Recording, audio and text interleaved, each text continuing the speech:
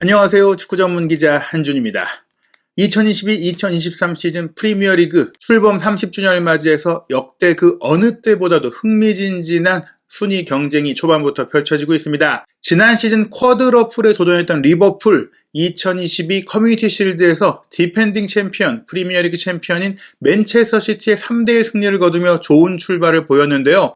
프리미어리그에서는 개막 후 2경기 연속 무승부 그리고 12위로 추락하는 충격적인 부진을 겪고 있습니다. 지난 시즌 FA컵과 카라바오컵에서 우승했고 프리미어리그와 챔피언스리그에서 아쉽게 준우승을 차지했던 리버풀인데요. 대체 올 시즌 리그 첫 2경기 왜 이기지 못했는지, 그리고 야심차게 거액을 투자해 영입한 우루과이 대표 공격수 다르윈 누네스가 이날 최악의 부진을 보이며 퇴장까지 당했거든요. 리버풀에 대체 어떤 일이 일어나고 있는지 프리미어리그 2라운드 리버풀 소식 그리고 전체 경기 결과 종합해드리겠습니다. 2022-2023 시즌 프리미어리그 2라운드 마지막 경기가 한국 시간으로 8월 16일 새벽 4시에 킥오프한 리버풀과 크리스탈 팰리스의 경기로 펼쳐졌는데요. 승격팀 풀럼과의 개막전 원정 경기에서 가까스로 2대2로 비겼던 리버풀이 안방 안필드에서 치른 경기임에도 불구하고 크리스탈 팰리스와 겨우 1대1로 비겼습니다. 먼저 선제골을 내주고 루이스 디아스의 솔로 플레이를 통해 간신히 동점골을 얻었던 경기였는데요. 다행히 누네스가 퇴장당하고 나서 수적 열세의 상황에서 동점골이 나왔기 때문에 리버풀 입장에서는 더욱더 어려울 수 있었던, 오히려 패배까지 생각할 수 있었던 상황에서 비겼기 때문에 나쁘지 않은 결과를 얻었다라고도 볼 수가 있겠습니다.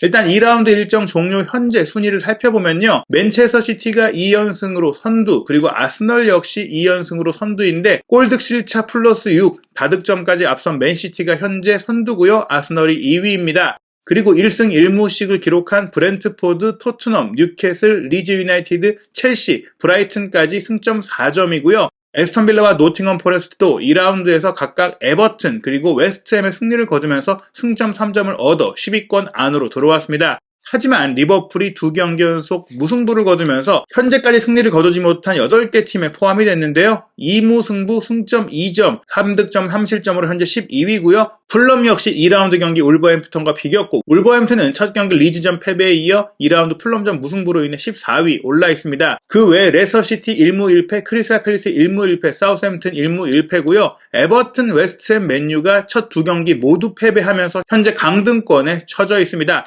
특히 맨유 같은 경우에는 2패 팀 중에서도 가장 많은 6실점, 브렌트포드전 4실점의 타격으로 인해서 골득실 마이너스 5로 20위 최하위에 머물러 있는데요. 리버풀이 바로 이 맨유를 상대로 올 시즌 첫 승을 도전하고 맨유 역시 리버풀을 상대로 첫 승에 도전해야 하는, 전통적으로 프리미어리그 최다 우승을 다투고 있던 이 두 팀이 위기의 상황에서 만나게 되는 3라운드를 앞두고 있습니다. 경기 끝나고 나서 리버풀을 상대로 선제골을 얻은 윌프리드 자하가 인터뷰를 했는데요. 리버풀 같은 큰 팀을 상대로 잘했다라면서 자부심을 표했어요. 많이 뛰어야 하는 경기가 될 거라는 건 알고 있었습니다. 우리가 기회를 어떻게 잡느냐가 중요했는데요. 고통받을 거라는 것, 상대가 주도할 것이라는 것은 알고 있었지만 우리의 경기 계획은 상대 공격을 잘 막아내고 기회를 잡는 것이었습니다. 승점을 얻어서 만족합니다. 이기지 못했지만 어찌됐거나 승점 1점을 얻어왔죠. 리버풀 원정에서 분명 좋은 성과고요. 리버풀이 계속 몰아붙였지만 우리는 뒷공간을 찾았어요. 한 번의 기회였지만 그걸 오늘 살렸기 때문에 기쁩니다. 우리는 좋은 팀입니다. 리버풀처럼 이런 큰 팀을 상대할 수 있는 팀이죠. 그래서 올 시즌 우리 팀에 대해서 긍정적으로 생각합니다. 특히 우리가 오늘 플레이한 방식에 대해서 만족합니다. 이렇게 얘기를 했어요.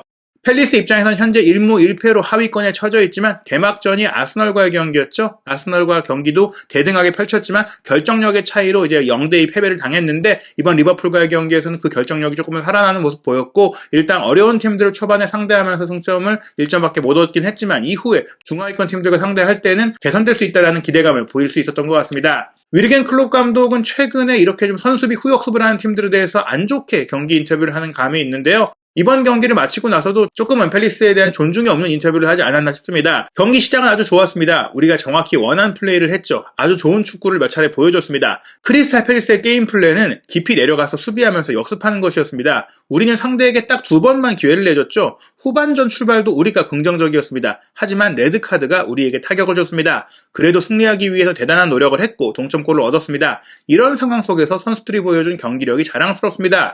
수적 열세의 상황, 상대가 완전히 내려서서 공간을 없앤 상황에서도 결국엔 골을 만들어내고 좋은 축구를 한 것에 대한 자부심을 표한 것인데요. 실제로 경기 기록을 보면 리버풀이 홈팀으로서 73%의 볼 점유율을 가져갔고 수적 열세 상황에서도 이 점유율을 내주지 않는 우세한 경기를 했습니다. 전체 슈팅 숫자가 24대 7로 훨씬 많았는데요. 다만 유효 슈팅이 4대 3으로 큰 차이가 없었다라는 것, 상대의 블로킹에 10차례 슈팅이 막히기도 했고 또 양팀 모두 한 차례씩 골대를 때리는 장면도 있긴 했어요. 어찌됐거나 기대 득점값을 보자면 리버풀이 1.85골로 2골 정도를 넣을 수 있는 경기를 했고 크리스탈 팰리스는 1.05골로 한 골을 넣을 수 있는 기회를 잘 살려서 비겼다 이렇게 볼 수가 있겠는데요.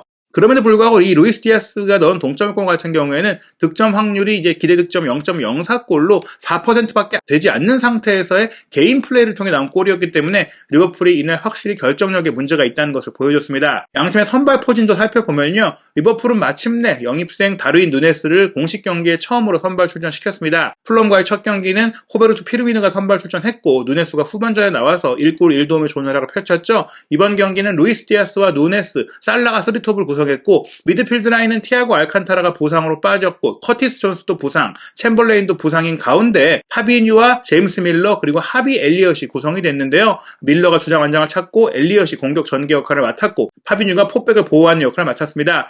리버풀 같은 경우에는 공격 라인에 디오고 조타도 부상 중이고 수비수 코나테까지 부상이기 때문에 센터백 라인은 판데이크 선수와 네이선 필립스가 구성을 했고 좌우 풀백으로 로버트슨과 알렉산더 아놀드가 배치가 되면서 사실은 완전한 스쿼드라고 보기가 어려웠습니다. 크리스탈 팰리스는 이러한 리버풀을 상대로 원정 경기를 치르면서 명확한 수비 대형 5-4-1 역습 축구를 펼쳤는데요. 워드, 미첼, 게히, 안데르센, 클라인이 5백을 구성했었고요. 비센테 과이타 골키퍼가 골문을 지켰습니다. 최전방에 윌프리드 자하, 발빠른 윙어를 배치해놓고 중앙 지역 역시 에제와 아유가 있긴 했지만 슐럽과 두쿠레가 측면과 중앙을 오가면서 굉장히 수비적으로 많이 뛰는 그런 축구를 펼쳤는데요. 전반 초반 9분 만에 리버풀이 좋은 기회를 맞이했는데 이 누네스의 결정력 문제로 경기를 쉽게 풀어갈 상황을 놓치고 말았어요. 오른쪽 측면에서 공격에 가담한 알렉산더 아놀드의 크로스를 받은 누네스 프리 찬스에서 공을 잡았음에도 불구하고 골키퍼를 마주한 문전 근거리에서 시도한 슈팅이 허공을 가르면서 정말 빅찬스를 놓쳤고요. 그런 가운데 리버풀의 총공세 속에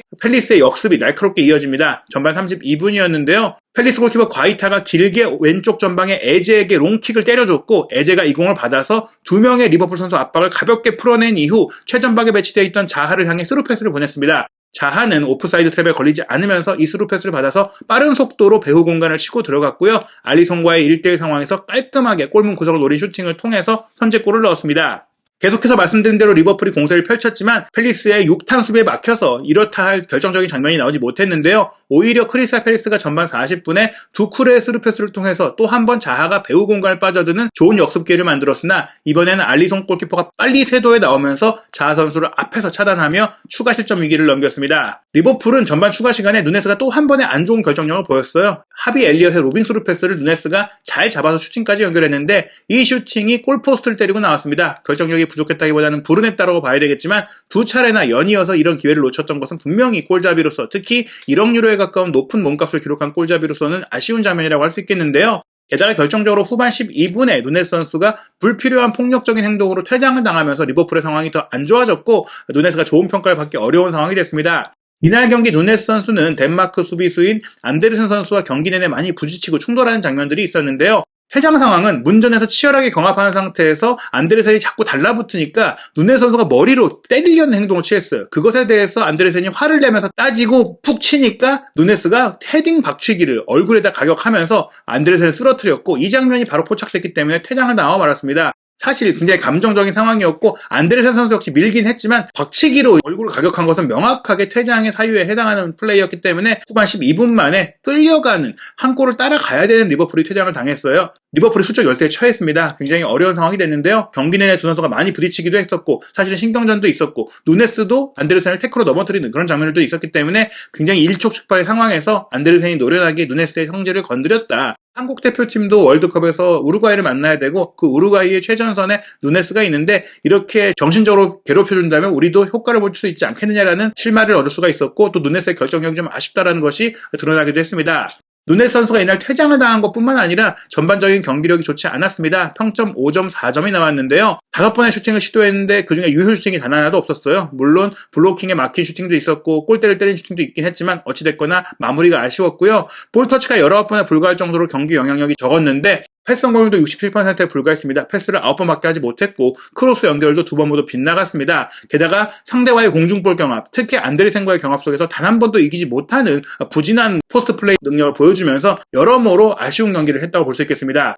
그럼에도 불구하고 리버풀은 콜롬비아 윙어 루이스 디아스의 특출난 돌파 능력과 슈팅 능력을 통해서 경기를 원점으로 돌렸는데요. 왼쪽 측면에서 공을 잡은 루이스 디아스 선수가 3-4명의 선수를 달고 다니면서도 공을 뺏기지 않고 속도감 있게 중앙으로 치고 들어오더니 강력한 오른발 중거리 슈팅을 골문 구석으로 꽂아 넣으면서 정말 혼자만의 힘으로 동점골을 넣었습니다. 그럼에도 불구하고 팰리스 다시 앞서기 위한 기회를 만들었는데요. 후반 33분에 두쿠레가 오른쪽 측면에서 올린 크로스 패스를 자하가 순간적으로 빠져들어가면서 논스톱 슈팅으로 연결했는데 이게 아슬아슬하게 골대 옆으로 빗나갔습니다.